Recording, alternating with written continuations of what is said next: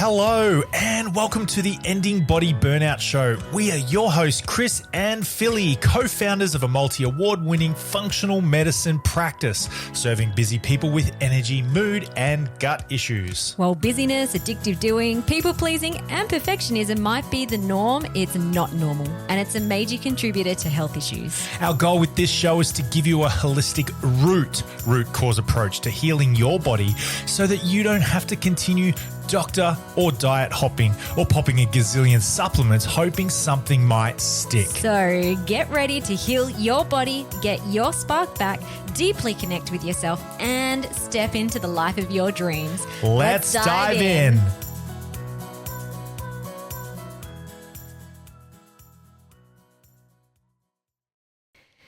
Hello and welcome to the podcast. This is Philly, and today we have a special episode with you. We've never done this before, but today we have one of our past clients coming on to the podcast for a second time. So the wonderful, unstoppable Jason is back. Jason shared his healing story back in September 2023 on the podcast. And that was right at the end of his journey through our Ending Body Burnout Method program. So he, in the past, came to us because he developed an autoimmune condition that was causing a lot of back inflammation, and he had some other stuff going on with food allergies, skin issues. And in that first episode, he shares his healing journey and how he healed. So he has come back on the podcast today, 18 months post graduating from the Ending Body Burnout Method, and it was a delightful conversation. I just love catching up with Jason. He is such a beautiful, energetic, aligned soul. And we dig into life after the Ending Body Burnout Method. So to show that when you deeply embody the practices and the teachings that we take our clients through in the method, when that's embodied and integrated, then things do just get better and better. Symptoms, old health issues, burnout doesn't come back. You literally continue living in alignment with self and communicating and connecting with self. And so, Jason talks with Chris and I about his journey and how he continues to practice all the things he learned inside the Ending Body Burnout Method and how he is thriving. Jase also lives a very intentional and exciting life. So I really wanted to dig into that side of things with him today as well. He is a dreamer. So him and his wife, Sarah, whenever they want to do something, whether it's moving from interstate to live off-grid or traveling the world for a year, they make it happen. So we dig into the psyche behind dreaming, how to move forward into the things that you want to have in your life, how to manifest those, and how to care for yourself so that you become resilient and strong even when challenges come up. So I think you'll find so many beautiful gems inside this episode. Also, just a little reminder before we jump into the episode that if you do love this conversation that we have and you're interested in holistically healing in the way that Jason did, our Ending Body Burnout Method program opens up very soon in May. So if you're keen to check that out, go to the show notes. Make sure you pop your name on the wait list because you will get first dibs in securing a spot. We only have limited spaces as our program includes one-on-one consults and coaching. It's not just a course or a group coaching experience. You get a lot of one-on-one personalized support as well. Also being on the wait list means that you get access to exclusive early bird bonuses that are worth over $500. So definitely pop your name on the wait list if you are keen. And also if you're curious to learn more about how to end your own body burnout, how to rewire your brain and rewire your whole self and holistically heal. in May during launch week, so when our doors open to our method, we will be running some free coaching events. And our main one that we're running that we did back in September last year that was extremely popular, and we had so much wonderful feedback around it, is Rewire Your Brain to Heal Body Burnout. So that's a 3-day or 3-part series free coaching that we would love you to come along to if you would like to experience what it's like to be in our healing container. And we also have a free webinar as well called 5 Breakthroughs to Overcome Your Healing Blocks. So I'll pop those in the show notes as well. And yeah, I'd love to have you join us for the free coaching week to rewire your brain and your whole self to end body burnout. Okay, let's dive into today's episode. All right, everybody, welcome to this episode of the Ending Body Burnout Show. Today we have another gracing of our previous, let's start that one again. Another gracing. Another gracing. I'm glad you can cut stuff. It's great. For Chris. I did one too many things at the same time. Okay. It took me over the edge. Okay. And cut. Welcome everybody to the Ending Body Burnout Show. We are excited to bring this episode with you. We have to you. Fetching heck. Keep rolling. Oh, God. Oh, this is great. That's amazing. That will be the last take, I betcha. Philly will mess up the next 6 takes. Ready? Doesn't matter. Oh, well, then I'll have another 7 It's after organic. that. It's a conversation. Yeah. It's good. Oh, so good. All right, ready? G'day, everyone. Welcome to this episode of the Ending Body Burnout Show. Today, we have our past client, Jason, on the call today on the podcast, and we are excited to catch up again. You might remember Jason from back in episode... Oh, I should have got the episode. It would have been maybe about 18 months ago, because it was about 18 months ago that you finished up Ending Body Burnout Method with us. Yes. Yeah. It would have been in second half of 2023. Yeah. We'll make sure we pop in the show notes your original conversation. I've still got it somewhere. I could have looked it up myself, so find it. Oh, good. That is all good. Well, thank you so much, Jase, for jumping on and coming and having a chat to us again. Where in the world are you at the moment? At the moment, we're in Sri Lanka, in Colombo. Nice. How is it over there? In Tasmania, it's stormy today. It's really stormy. There was cyclone yes, Alfie. it's understandable. Yeah. Well, we haven't been back in Tasmania since. I lie. We came back for a couple of days earlier this year, but we've pretty much been traveling full time since 2023, the end of 2023. Cool. Yeah. Yeah. So cool. So it's sunny that. here. It's warm. It's probably 25 at the moment, so probably be a top of about 35. So it's quite warm. Completely different to Tasmania, I would imagine. Yeah. I think it's a little bit chilly here today, actually. It's autumn. And I don't know if you just heard, but a massive thundery thing just happened. A thundery A thing. thundery thing. I was going to say a thunderous storm, but it's like, what's the thunder clapping? It's thunder. All is good so far with the internet. Okay, so we will definitely circle around to the travels a little bit later, because I think I'm sure there's going to be so many amazing stories that you can share, but also a lot of the times when people get stuck in body burnout, it's because they're living their life out of alignment. They're kind of doing the things that they feel like they should be doing, or based on other people's judgments or their own external expectations or internal expectations. So I think it'd be really nice to dig into how you, like the psychology behind how you have created the life that you've created. But before we dive into that, For those who might be new to the podcast who haven't listened to your original episode, can you just do a little bit of a recap in terms of what you were experiencing when you reached out to us, your journey through the Ending Body Burnout Method? Yeah, just kind of a bit of a recap around that. Okay, well, that particular journey probably would have started probably 5 or 6 years ago when I developed chronic back pain, which kind of led me to waking up every night between 2 and 3 a.m. with just immense pain in my back, which obviously I needed to get to the root of. After trying all different sorts of things from, acupuncture to osteo and massage, everything, eventually got diagnosed with a strange word. It's called ankylosing spondylitis, which I had never heard of at the time, which is pretty much chronic inflammation.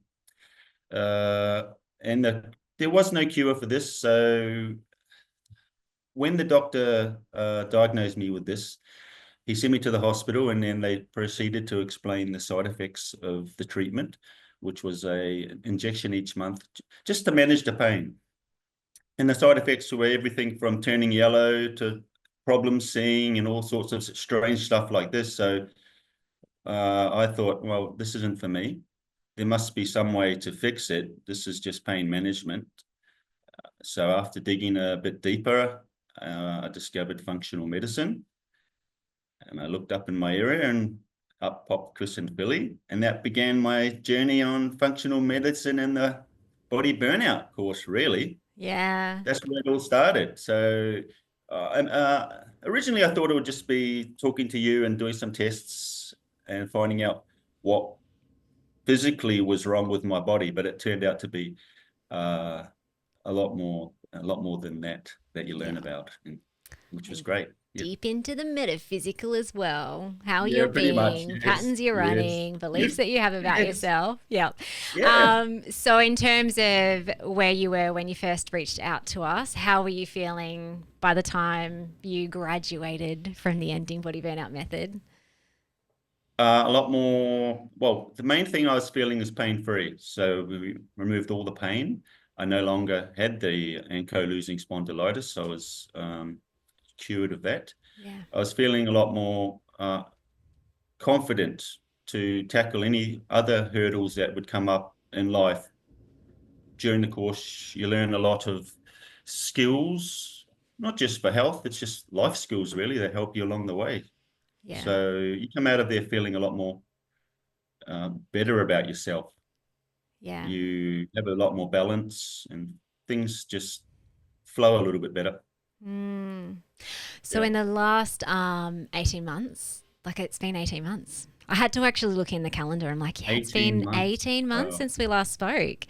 How has your health journey, your well-being journey evolved over the course of that 18 months?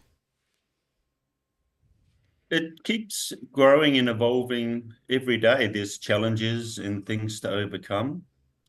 But it's just got better and better, really. There's been no issues with my health.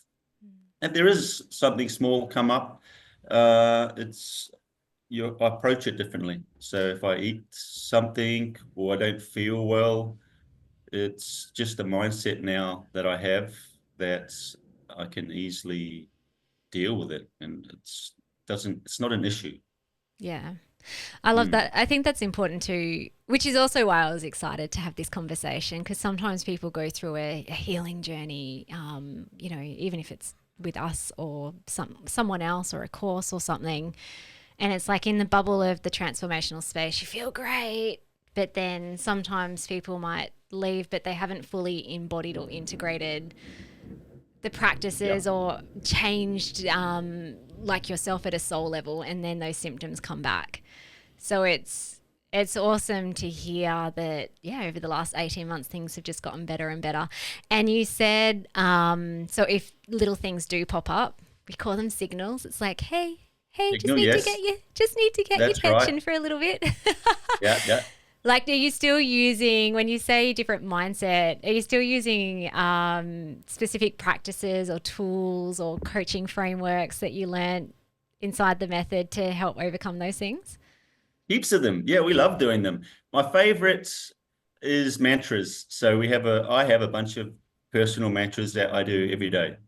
Because the more you say things and picture things, visualization is another one. So the more you visualize something and tell yourself something, then the more you're going to manifest that and the more likely it is to happen.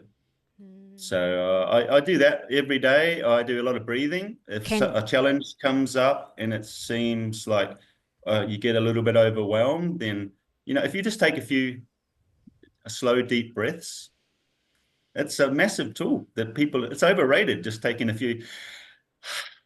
Yeah. It can fix so many things. It's so helpful. So definitely the breath work, particularly traveling when challenges come up, breathing.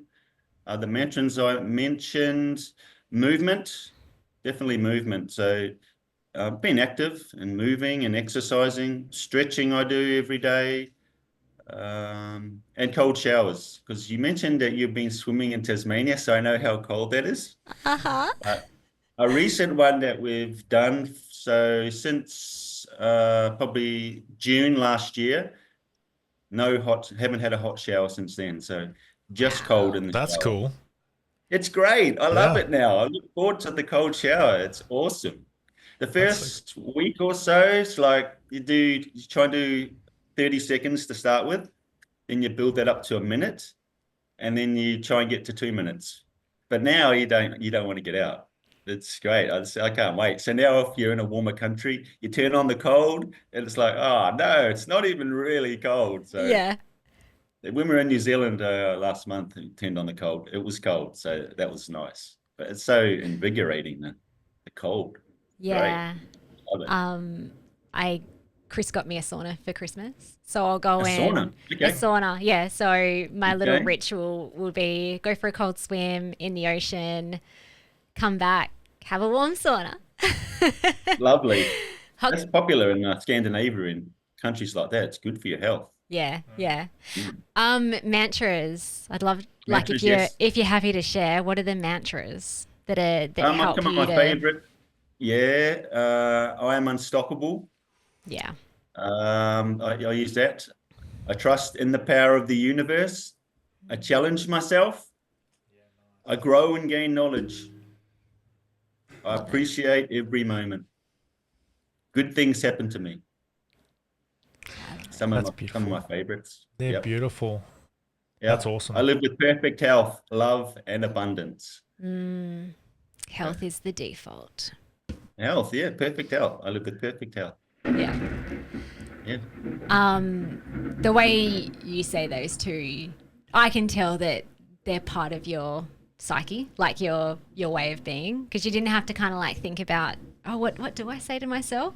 It's actually just like become who you are.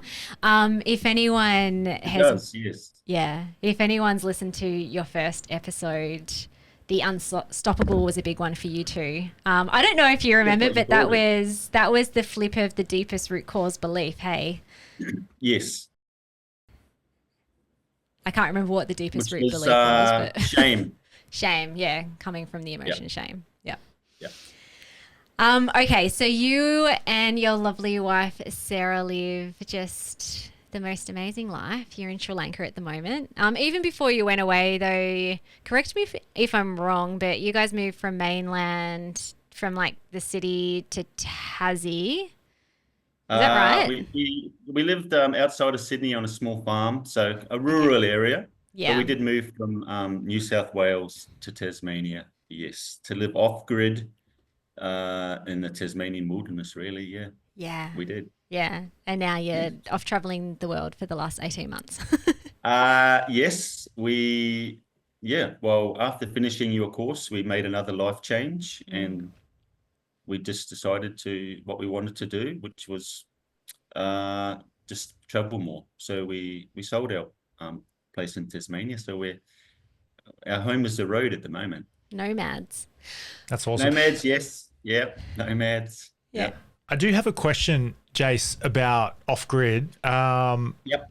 What do you mean by that? So I've had a few conversations with some people who say they're off-grid but still on town water, and they're just not on electricity. Were you off town water, off electricity, or like what sort of setup were you when you were off-grid?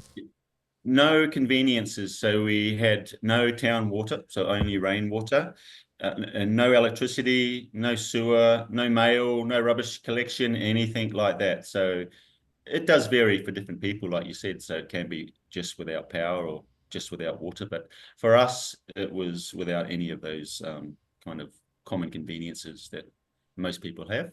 Yeah, cool. But we still have power. It was all solar power and batteries, and it's a different type of lifestyle that you definitely need to adapt to. It's not for everyone, but we loved it. And when we settle down again, we'll probably look for something similar. Awesome. What? Yeah, it's quite rewarding. It's nice just to live off grid. Do you think that's harder or easier or not at all to live a healthy lifestyle? Like what kind of impacts on health do you think living off grid has? I think it is beneficial to living a healthy lifestyle. It's definitely it's active because you need to be doing a bit more outside. You don't just go home and lounge on the couch and watch TV. Yeah. Especially in Tasmania, it was a little bit harder because of our short days in the winter and the cloud and things, and fires and natural heating and things like that. So you're always thinking about how you're going to get through the winter. Like a squirrel collecting all his nuts and things, he's preparing for the winter. So yeah, I love it. Similar mindset to a little squirrel. Yeah, I love it. Squirreling away. It's kind of like by the end of winter, your power's kind of running low, and by the end of summer, your water's running kind of low. Yeah, there's lots of different things to manage, but it's nice. You do, and there's no noise. You're going to have any. Well, we were rural, so it's just all nature. So you do get to stand out on the deck, and you're just surrounded by nature. So it's quite healing, really. Yeah, it's very grounding. Also, I had never thought about it until you were talking about the winter time and being the squirrel, but it's very seasonal as well.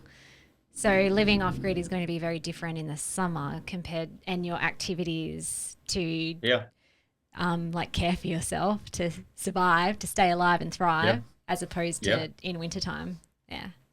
Absolutely. Yes. And in the summer, you're busy trying to grow things and tend to your garden and do bits and pieces and stockpiling for the winter, really. So I guess it's kind of goes back through the ages as well, just basic how they used to live. Hunter-gatherers.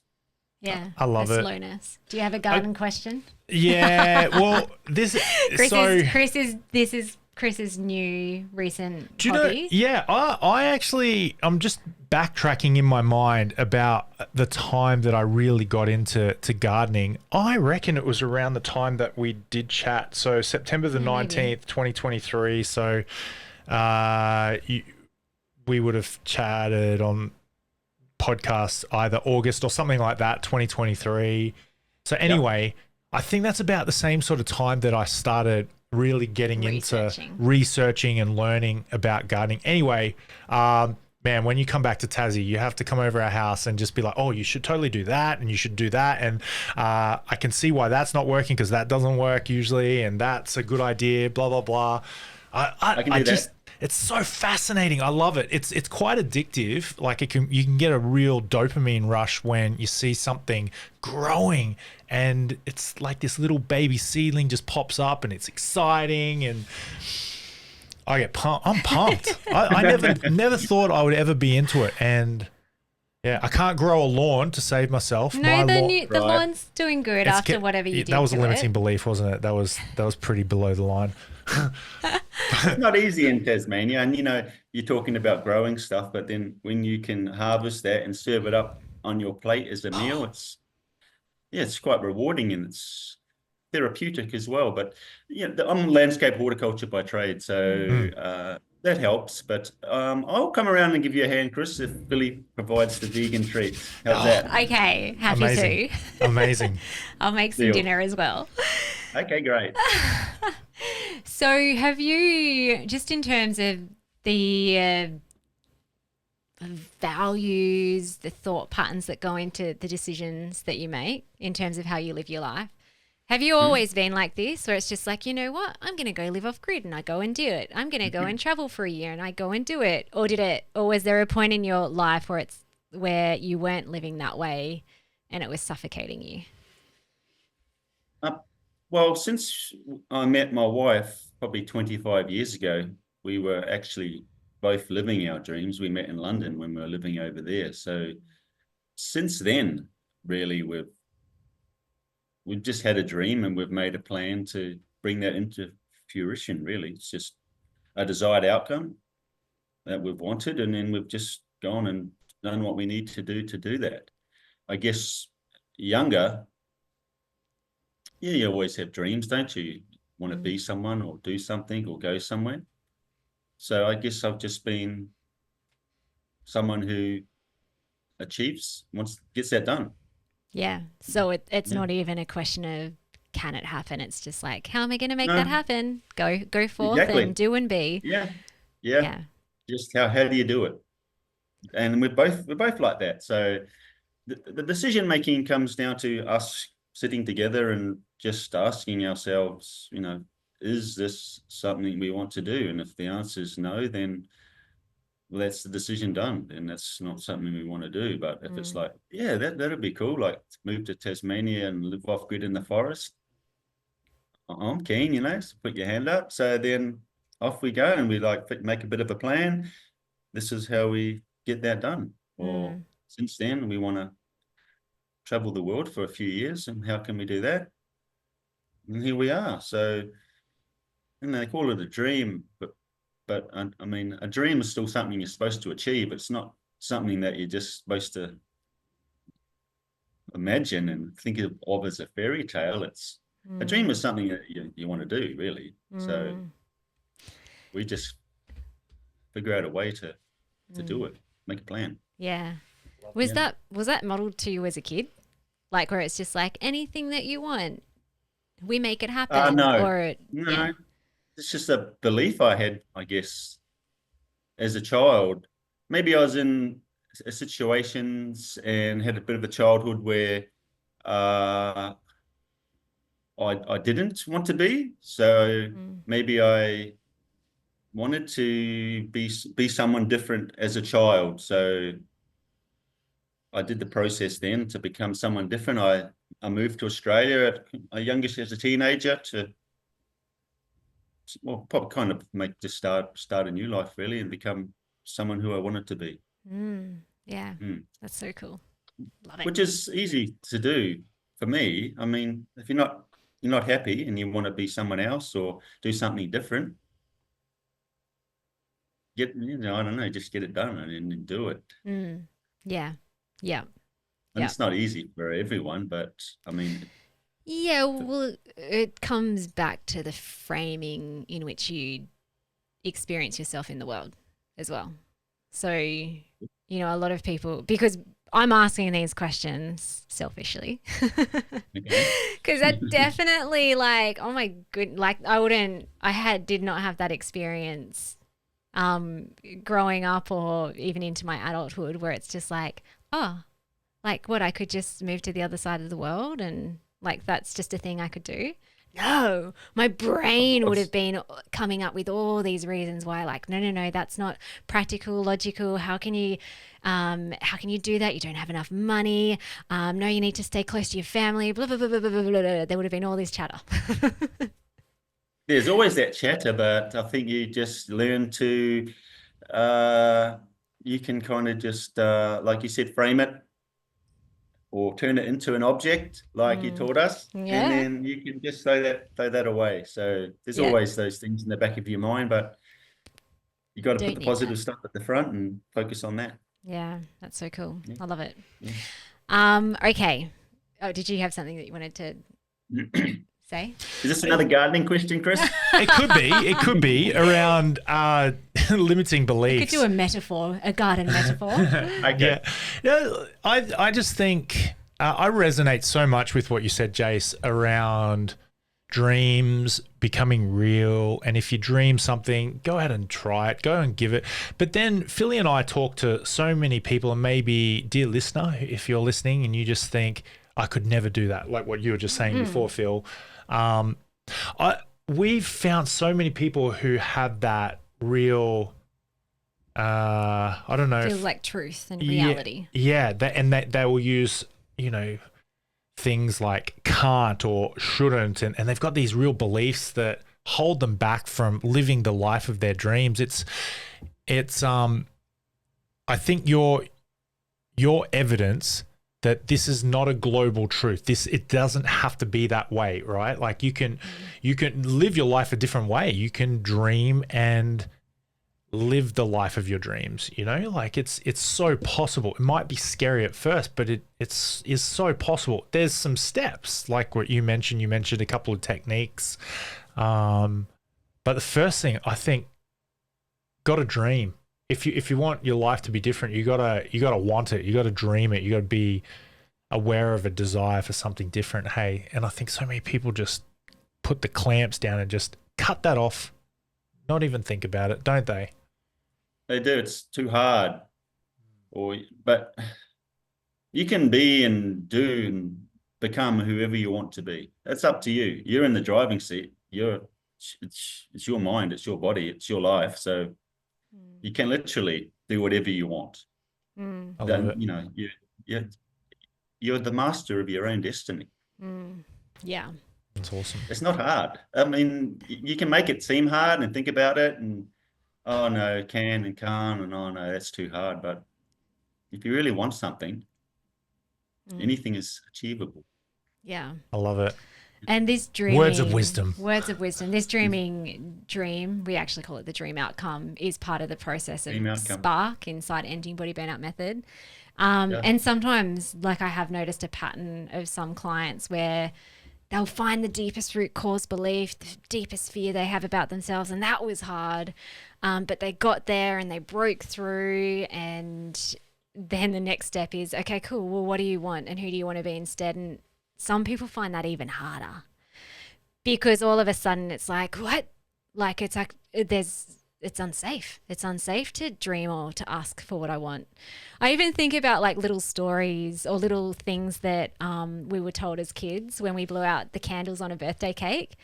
And make a wish. Yeah, make a wish, but don't tell anyone or it won't come true. Yeah, exactly. So it's like, what? Okay, I'll just wish this in secret, and like maybe magically it's going to come to fruition, but it probably won't because like that's not how manifestation works. So yeah, like if anyone's listening and they're like, oh, I wish I could dream and I wish I could just take that step. Well, the number one reason why you're not allowing yourself to dream is because it's not safe. And why isn't it safe? Well, it's usually something around like, I'm not capable of creating it. I'm not worthy or deserving of it. Or like, what if I tried to do it, but I fail? And also sometimes people get scared around how it would change their relationship with other people too. And they're like, oh, well, like if that changes and what if I lose my relationships, then that's not going to be fun. No, there's always, failure. Yeah, failure. That's always something there. Just trying to think of,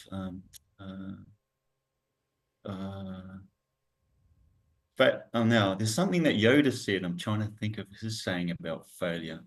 Something about try. I think do or do not. There is no try. Yeah, the greatest lesson failure is. The greatest lesson failure is. Yeah. Yeah, that's it, Chris. Yeah. So you do it and you fail, and then that's a lesson. So you try again, and then you won't fail.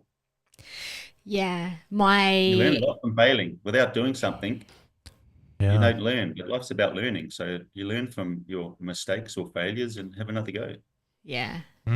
That was one of my big mantras when I was unraveling a deep belief around being weak and incapable, because it also showed up as perfectionism and like, well, I have to do everything right because if I fail, then I'm bad and I'm weak and incapable. So my mantra was, there is no failure, only feedback. There is no failure. No. It's just like, it was so liberating when I Mm. surrendered myself into embodying that. Okay, so where have you been traveling? You're in Sri Lanka now. You Oh, were, we're in Sri Lanka, yes. yeah. Okay, so from 2023, when we left Tasmania, we did the Dakar Challenge, which was we went to London and I bought a car and we drove down through West Africa to a country called the Gambia. That took a couple of months, and then once we got to the Gambia, we auctioned off the car for charity, which raised a lot of funds for local women's groups and schools and disabilities and whatnot. And then from there, we kind of continued overland down through West Africa, making our way down to the bottom of Africa, South Africa. That took most of last year, and then we kind of made our way back to Australia through various destinations, and we came back Christmas and catch up with some people, and now we're off again. Have So that's what we've been you? doing, really. Yeah, Yeah, it's so traveling. cool.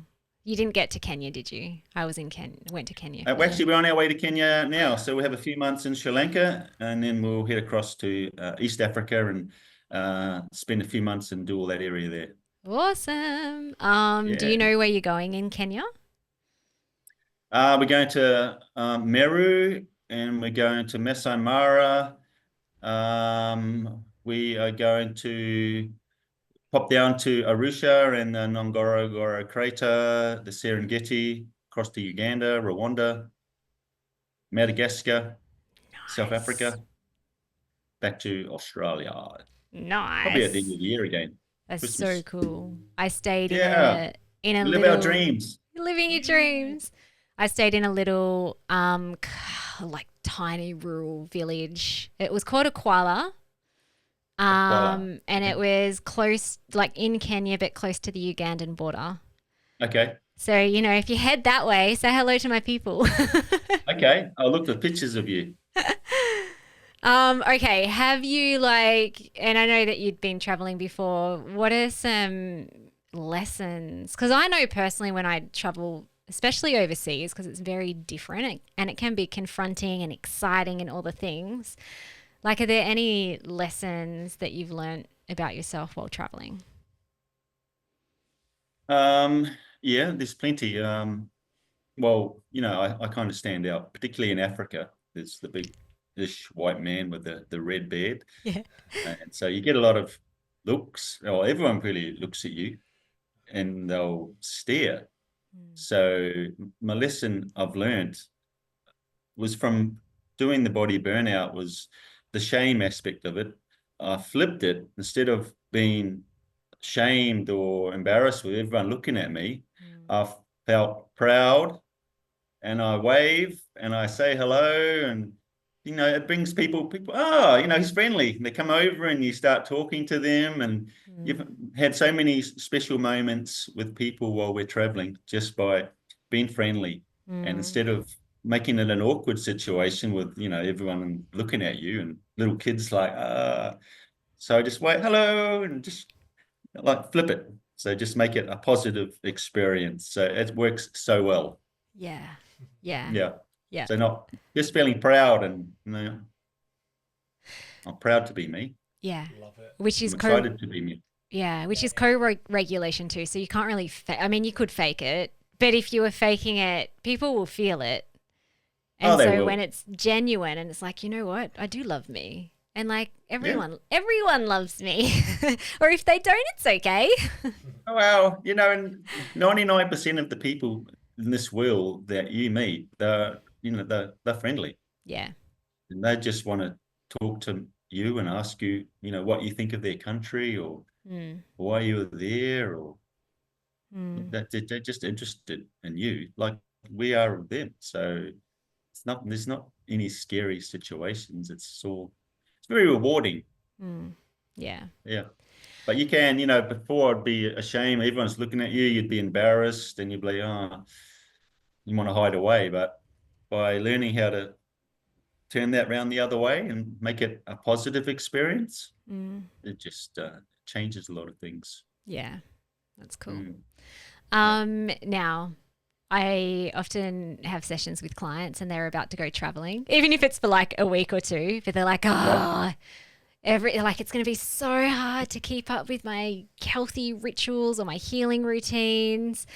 Words of wisdom, please, for someone who is a nomad, which either you kind of got two choices. You either just like drop it all and you travel, or you somehow find a way to integrate caring for yourself, staying healthy while traveling. Like, what are your tips?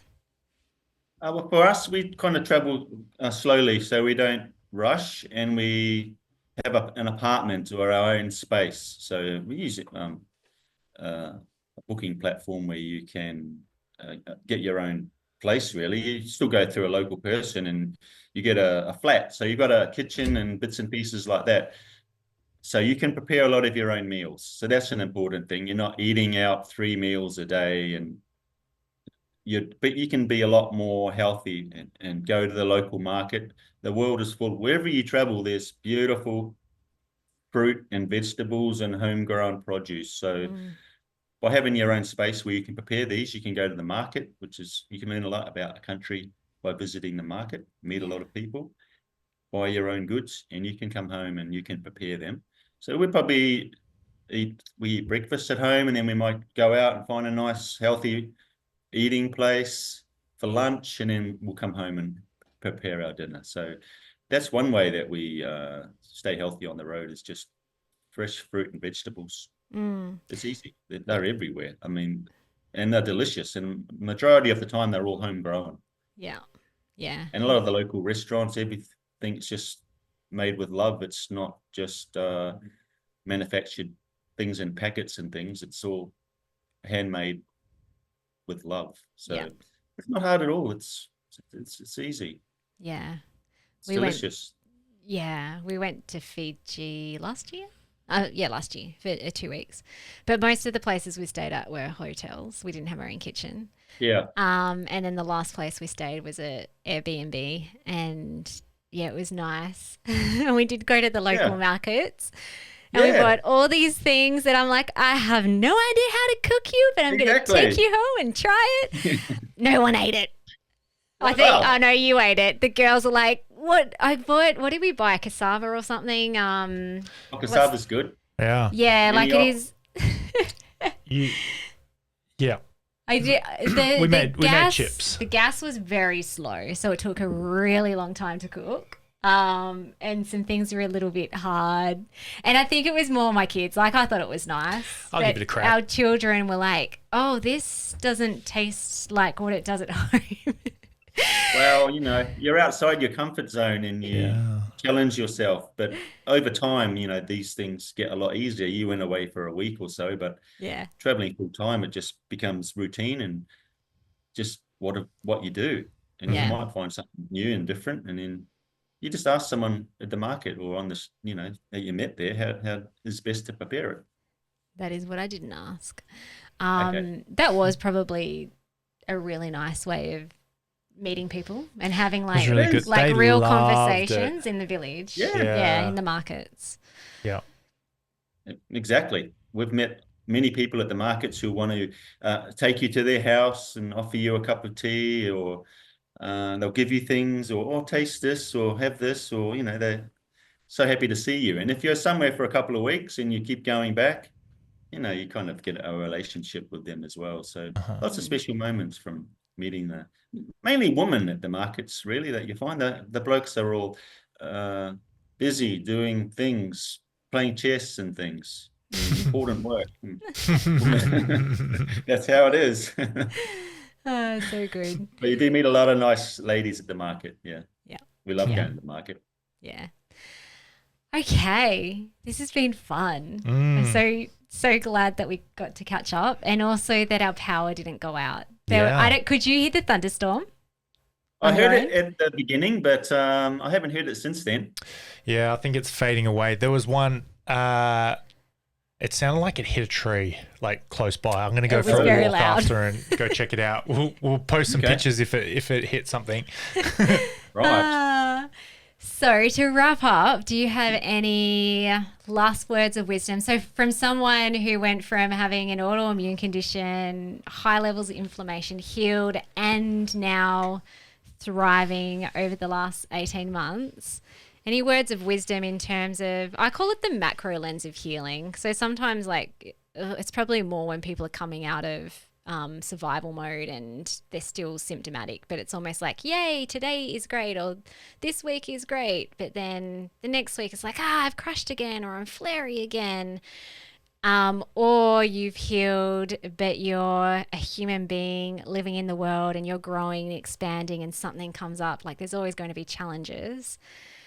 Words of wisdom for people who might be navigating that. Well, I'm going to go back to the gardening scenario, so Chris understands. So so this picture, an apple tree. You see the stump comes out of the ground, and you see the big picture of you see the small picture really is the tree with the delicious apples on it. But the bigger picture is everything below the surface that you don't see, all the roots and the things under the ground. So it's important what's going on under there is going to affect all these tasty apples in the tree at the top. So it's kind of like your health. People see the tree, which is your body and the apples, but everything inside that you can't see, like all the roots, that's going to affect everything, the bigger picture that you can see. So by looking after all those roots and getting to cause of the problems and things, getting them all healthy, then you're going to get the nice tasty apple on the outside. I love that. We do have some apples. I'm going to go pick one now. Yeah, but and then if a little bug comes along and attacks your apple tree, if that has a good root system, it's like a challenge with your life. Yeah, you can fight that bug off. The tree's nice and healthy, so it might get a fly on it for a few days, but it's the healthy tree. It can recover from that. It's hardly a challenge at all. But if you got that bad root system, the fly comes along, and then all the big population of flies start attacking the tree. The leaves will fall off. But with all that nice healthy root system below the surface that you can't see, that's all good. Then you're going to get that nice big apple at the end of the big picture. So well, the small picture is the apple. The big picture is the root system underground. Yeah. It's such a good metaphor. Like your health, really. It's all the things that are inside. There's so many things to learn about, which was what we liked about the body burnout course.